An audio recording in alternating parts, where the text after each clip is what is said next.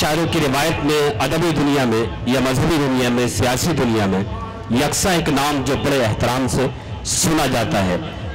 जहाँ जहाँ मुशायरों में तमाम बड़े मोतबर शोरा को सुना जाता है, उससे ज़्यादा ख्वाहिश मैंने देखी है कि हमारे हर दिल अजीज़ रहनुमा मोहतरम अबू आसिम आज़मी को भी लोग इतना ही सुनना चाहते हैं। और मैं समझता हूँ कि एक डेढ़ घंटा जब वो स्पीच करते हैं तो लोग दिलों में बसा के ले जाते हैं, अपने दिलों की धड़कनों में उन्हें बसा लेते हैं।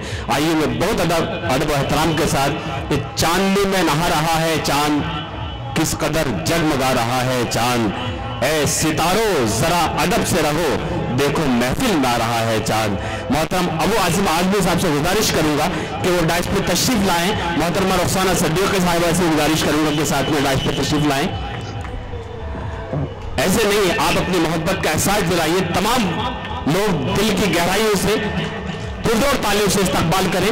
मोहतरम अबू आसिम आज़मी साहब, ये आपकी मोहब्बत की इंतहा है कि तमाम मकबूलियत और तमाम मसरूफियत के बावजूद भी आपकी इस छोटी सी दावत पर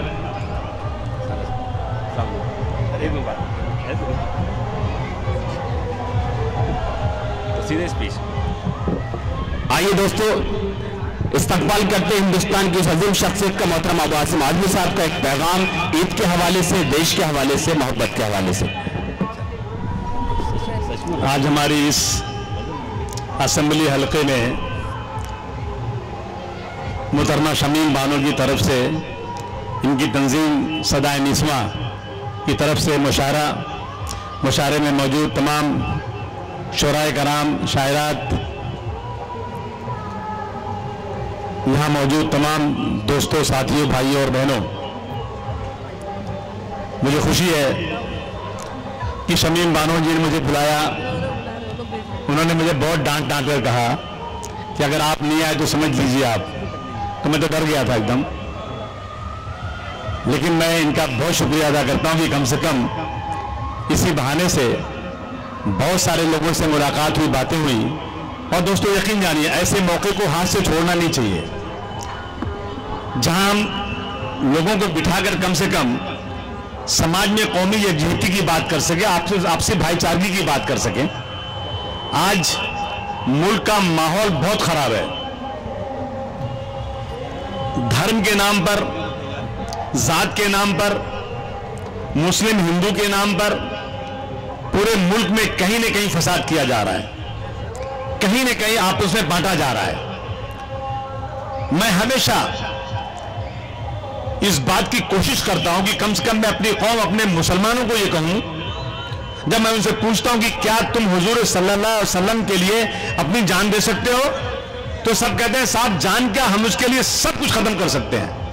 लेकिन जब पूछता हूं कि क्या उनके बताए हुए रास्ते पर चलोगे, तो कहने को सब कहते हैं लेकिन चलते कम लोग हैं। बेशक अगर आज इस मुशायरे में बैठे हुए लोग कम से कम ये तय कर लें कि इस मुशायरे में हम लोग आए हैं, कम से कम एक सबक लेकर यहां से जाएंगे कि अब अगर कोई, देखिए इस मुल्क में हिंदू और मुसलमान को बांटने की कोशिश और मुस्लिम कौम में मुसलमानों को मसलक और फिरके के नाम पर बांटने की कोशिश बहुत जोरदार तरीके हो रही है। और हम अगर ये तय कर लें, देखिए पैदा करने वाला एक है अल्लाह, चाहे कोई उसे भगवान कहे, कोई गॉड कहे, कोई ईश्वर कहे, कोई कुछ कहे, लेकिन एक ही मालिक है अल्लाह, जिसने हिंदू और मुसलमान, सिख और ईसाई, देवबंदी और बरेलवी सबको पैदा किया। अगर उसे हिंदू और मुसलमान को अलग करना होता तो एक का खून लाल एक का पीला नहीं कर सकता था क्या? बेशक कर सकता था, लेकिन उसने सबको एक तरह पैदा किया। जब इंसान पैदा होता है तो पेट से निकलता और रोता हुआ नंगा बगैर किसी कपड़े के, और जब मरता है आदमी तो 2 गज कफन लेके जाता है, चाहे वो टाटा बिरला हो या दुनिया का सबसे बड़ा कोई आदमी हो या मेरे गोंडी का रहने वाला कोई गरीब परिवार का रहने वाला हो, सब एक ही तरह से मरते जीते हैं। लेकिन आज 70 साल 80 साल की जिंदगी में हम लोगों ने आपस में बांट दिया। दोस्तों ये तय करो आज, ये तय करो आज कि हम सब इस मुल्क में भाई भाई की तरह से रहेंगे इंशाअल्लाह। ये तय करो आज कौमी यकजहती।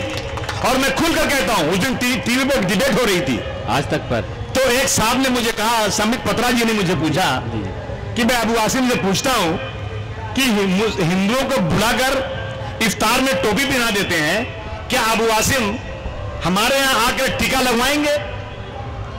तो मैं ये खुल के कह देना चाहता हूं, मैं किसी हिंदू या किसी और मजहब के लोगों को कभी भी नहीं कहूंगा मुसलमानों से कि उनको प्रेसराइज कर टोपी पहनाओ या ये अरबी जुब्बा पहनाओ, बिल्कुल नहीं।